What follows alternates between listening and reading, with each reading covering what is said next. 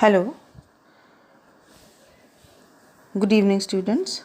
I am Mrs. Alka Pamar here, and today we are going to study a poem by W.B. Yeats, and the name of the poem is A Prayer for My Daughter.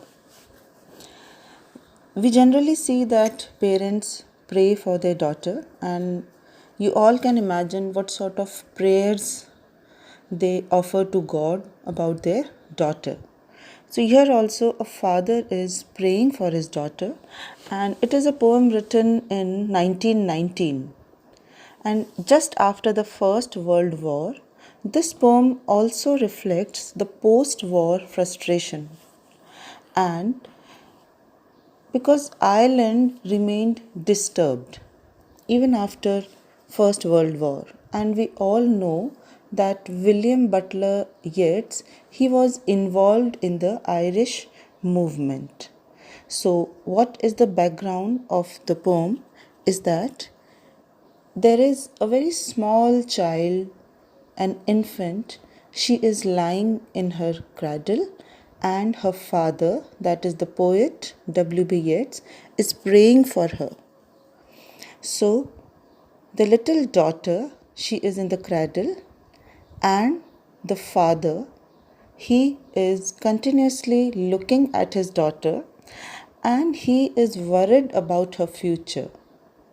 So, as a result, he has written this poem, which is named A Prayer for My Daughter. So, in the first stanza,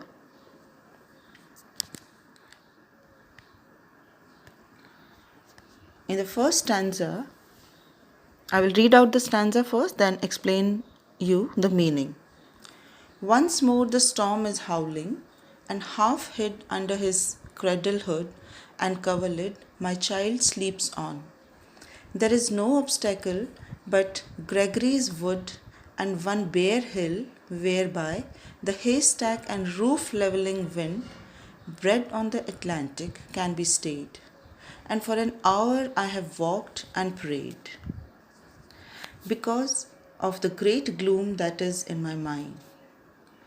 So, here there is a very powerful imagery created in stanza 1, and that imagery is the storm. Okay, storm. There are two storms going on.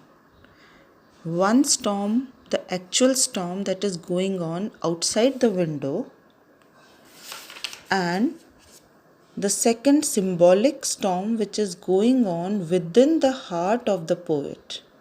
And what is that storm? That storm is the worries related to the future of his daughter. So this figure of speech is called objective correlative. Objective correlative. It means that when we correlate the feelings of our heart to some external object, then it is called objective correlative. And how does the poet correlates his own feelings with something outside, something happening outside? On the basis of the storm, because he says that there is a storm outside also, and one storm is going on inside.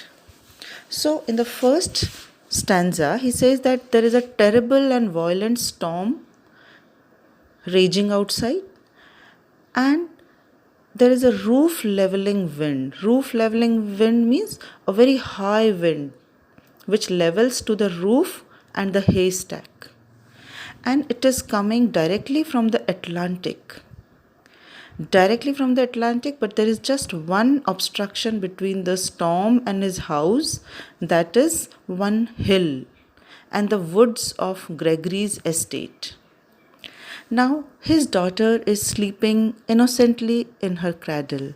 She does not know about these two storms. She is ignorant about the outside storm, and she is also ignorant about the storm which is going on within the heart of her father. She is well covered and protected from the violent storms raging outside. But the poet is very much disturbed. Her father is very much disturbed, and he is pacing up and down, means he is walking in the room. He is not sleeping. And what does he do? He is walking and praying. And he is thinking of the future of his daughter. So this was stanza 1. I will read out to you stanza 2. I have walked and prayed for this young child an hour, and heard the sea wind scream upon the tower, and under the arches of the bridge, and scream in the elms above the flooded stream, imagining in excited reverie that the future years had come, dancing to a frenzied drum, out of the murderous innocence of the sea.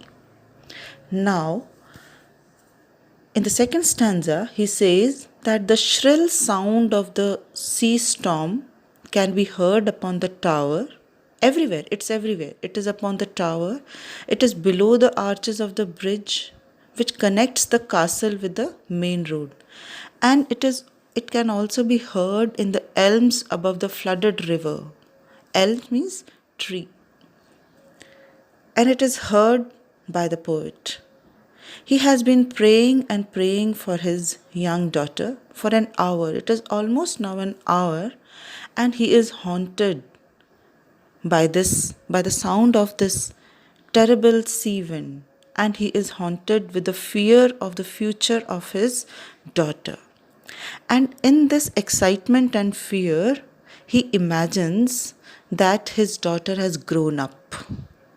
He imagines that he has reached the future times, and he thinks of the murderous innocence of the sea.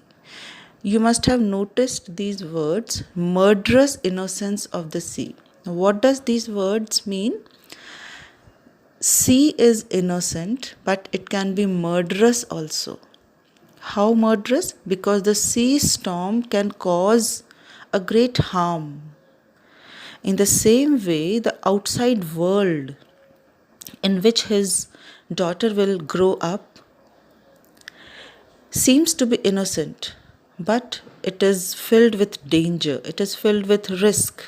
His daughter can be in a risk, can be in a danger when she grows up, because it is a post World War era.